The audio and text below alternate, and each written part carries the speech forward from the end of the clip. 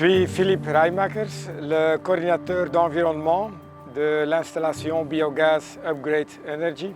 Donc on se trouve dans le port d'Anvers, juste à côté d'une grande entreprise DP World. En fait, c'est le trafic de conteneurs. Ils ont besoin de beaucoup d'énergie pour les grues. Il y a une quinzaine d'années, ils ont eu l'idée d'installer une installation biogaz. Donc l'installation a été construite il y a une dizaine d'années. L'année dernière, c'est Veolia, le groupe Veolia qui a accueilli l'installation. Le biogaz doit alimenter des moteurs congénérateurs et la chaleur est utilisée pour sécher le digestat. Il s'agit d'une installation industrielle, donc pas agricole. Cela veut dire qu'il n'y a pas de fumier ni de lisier qui est transformé dans cette installation. Cela veut dire qu'ils ont un gamme assez large des intrants qui peuvent être transformés dans l'installation, des produits agroalimentaires, des industries agroalimentaires, des déchets organiques. Ils peuvent transformer aussi des cultures énergétiques.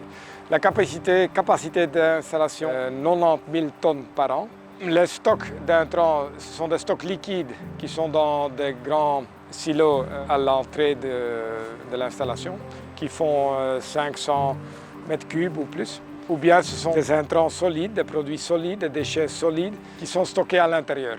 Tout le matériel qui arrive est déjà pré-traité. Donc il y a les 3 cuves qui sont le pré-digesteur. Il y a un post-digesteur du même volume que les 3 autres. Donc les 3 vont alimenter le dernier et le dernier va aller au séchoir ou bien directement au stockage. Il y a les 2 stockages ici à côté. Ils ont aussi la possibilité de hygiéniser à l'intérieur dans des cuves de, je pense que c'est 15 mètres cubes, 3 cuves où on fait la pasteurisation, donc l'hygiénisation du digestat. Comme il y a des sous-produits animaux, il faut faire une pasteurisation du digestat. Le digestat brut a une matière sèche d'environ 13-14%. Et ce digestat est mis sur le séchoir. Et ce sont des séchoirs sur un lit d'air où le digestat est mélangé avec l'air chaud.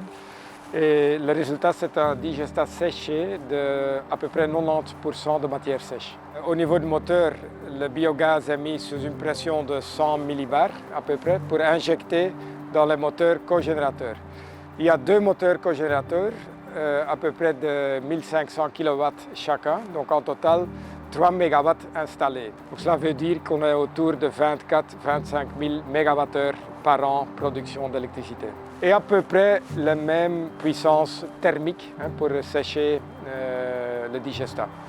C'est important d'éviter les émissions de gaz d'un effet de serre. Pour éviter cela ou pour minimaliser les fuites, on fait appel à un bureau spécialisé. Ces mesures sont faites par InnoLab et on a avec nous Dave Rogiers qui fait presque toutes les mesures en Flandre pour les installations biogaz. Donc quand il vient, il est important qu'il n'y a pas trop de vent, parce que s'il y a trop de vent, c'est très difficile de mesurer. Et il va se positionner aussi au niveau du vent. Et pour le reste, c'est la logique, il faut suivre le chemin du gaz pour trouver les fuites. Il va commencer avec les membranes. Donc ça, c'est une fuite qu'on trouve beaucoup, surtout au niveau où la membrane est fixée sur le digesteur.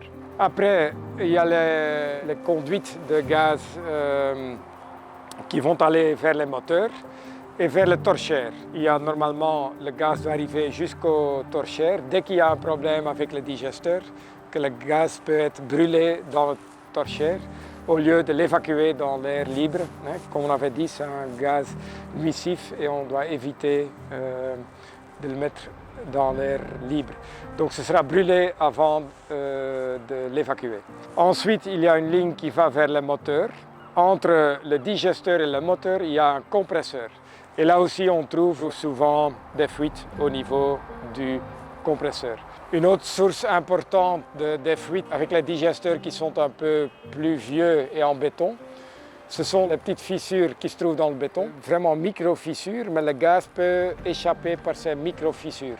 On trouve déjà ce problème avec des installations qui ont une dizaine, quinzaine d'années.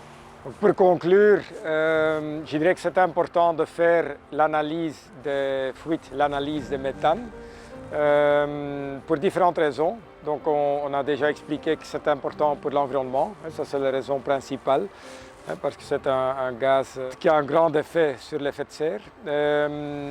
Deuxièmement, il y a l'aspect économique. Tout le biogaz qu'on perd, c'est du biogaz qui ne va pas dans le moteur. Et comme déjà expliqué, on peut arriver à 1 à 2% de la production de gaz qu'on perd par des fuites. Donc là aussi c'est important. Une troisième raison, c'est la sécurité. S'il y a la fuite quelque part et le biogaz serait inflammé, ça peut donner des explosions. Donc là, c'est clair que c'est un risque direct. Au maximum, il faut attendre 2 ans avant de répéter l'exercice de filmer la fuite sur une installation. De préférence chaque année, mais au maximum tous les 2 ans, ça vaut vraiment l'effort.